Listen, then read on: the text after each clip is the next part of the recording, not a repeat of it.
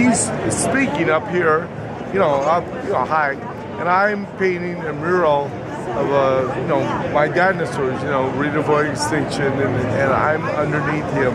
I had two Secret Service guys guard me for 6 hours, and they did not laugh at all. I was cracking, I'm painting little jokes at these guys, and I'm like, man, what are they fighting, you guys? What is wrong? Yeah. Oh, God. That's why security with the President of the United States, Ronald Reagan. Yeah. Or any president. That's amazing. That's amazing that Barbara Bush wrote the intros for those books. That is awesome. That is awesome. I forgot really this. awesome. I was telling Linda this the other day. When I went to the White House, I was... Where's your flyer about murals and speaking events? I don't know. Maybe underneath there. Anyway, when I went to the White House, I was going to go back to my hotel room and change, get dressed and shave. I hadn't shaved in 3 days. So Phil Singer and I, one of my artists, we were together. But I don't like to go to Washington and not do something with the kids. So we arranged to paint in the inner city with kids. Washington is mostly black kids. So we're painting with these kids, and we're planning on going back and shaving and getting dressed. Well, it got to be a 3 o'clock reception. At 10 to 3, I said, what time is it? Because I was talking to some girl, and they said, oh, it's 10 to 3. I said, we gotta go. And we just went with a cab, with a mural, with a foam core, on the roof of the cab, right to the White House.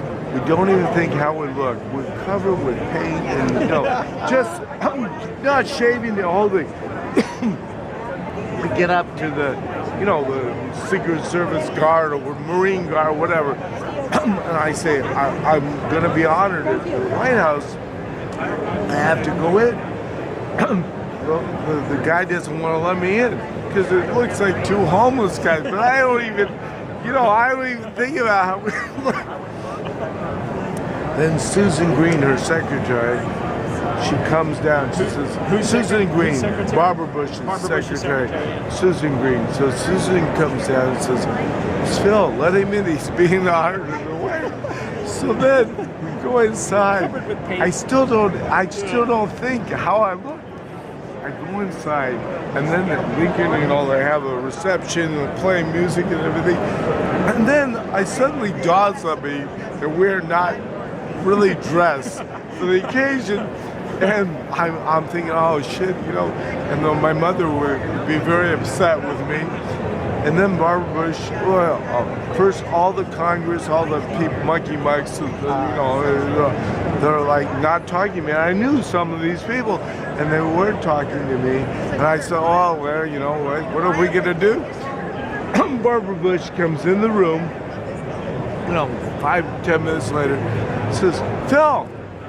Everybody starts talking to me, And then here's what's weird. I forgot about this, and I have to remember this, to promote myself because I'm starving. So then, after it's all done, they throw you out of the White House.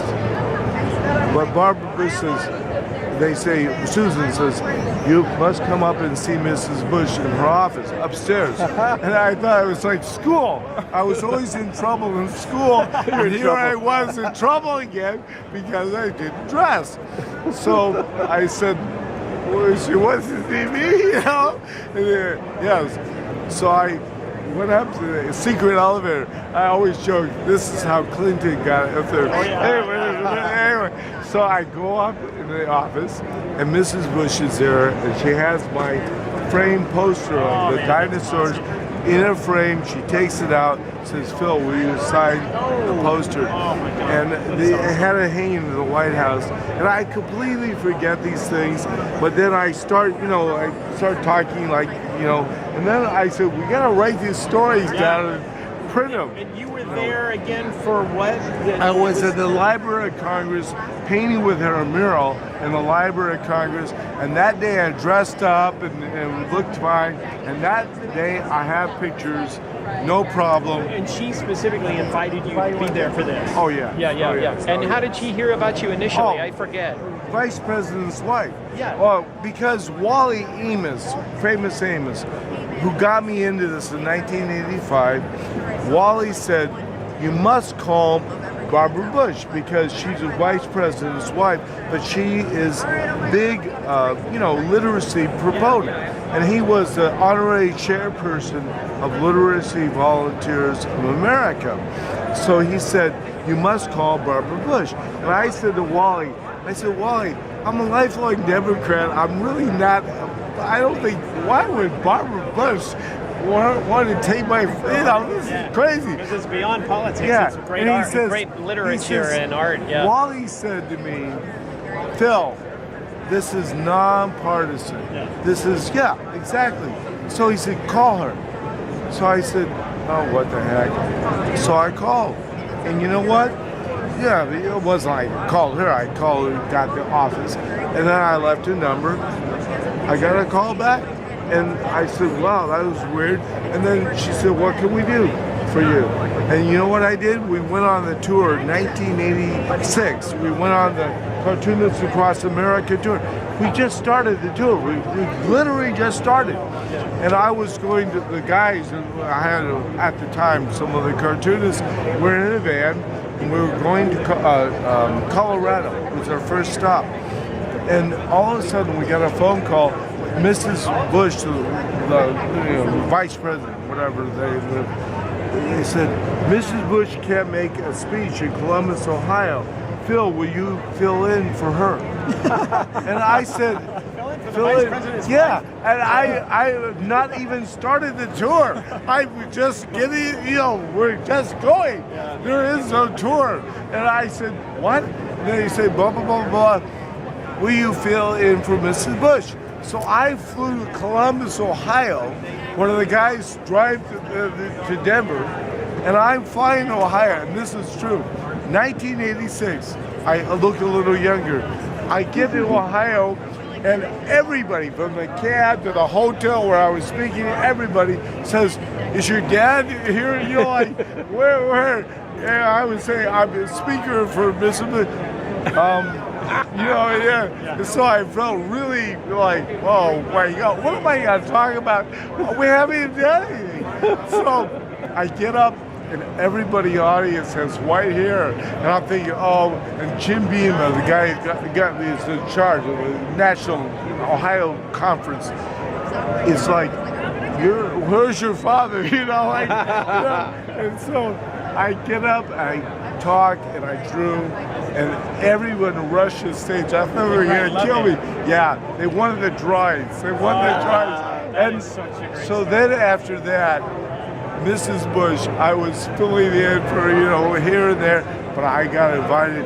That was a regional conference of, whatever it was, but it was the regional conference of whatever group it was, but then I got invited to be a speaker at the National in Miami, and that's where we got our Miami Vice.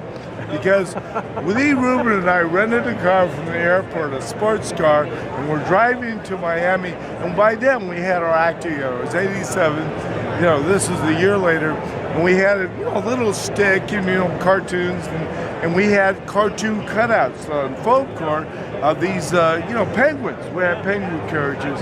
And so Lee and I had the penguins in the car. We're driving in the Miami Vice, was the hottest show on television. And I said to Lee, wouldn't it be great if we saw a filming Miami Vice? Well, just then we saw the filming Miami Vice.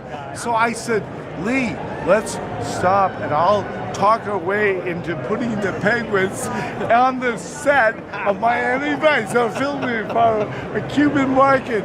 So the Cubans thought I was part of Hollywood. Like, you have to put this penguin in the window. And the Hollywood guys thought I was Cuban. Why is he redecorating the window?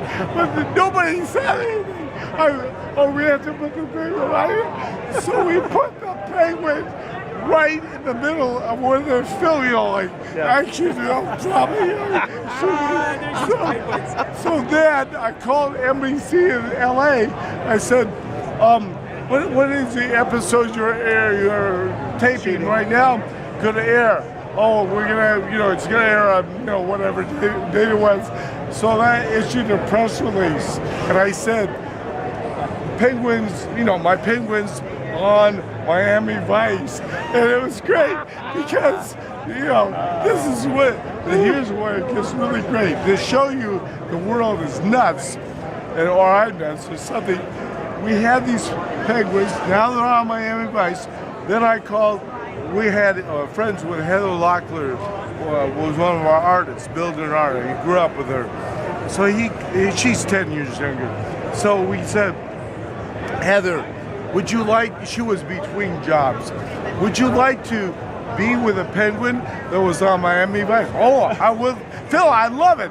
So we had Heather, we have a photographer, go out to a house in the valley. And she was married to Tommy Lee, the dumbest man I've ever met. But anyway, that marriage is over. But anyway, Heather posed with the Penguin. The Penguin picture gets in the LA Times. This is to show you how dumb the world is. The Penguin and Heather get in the LA Times.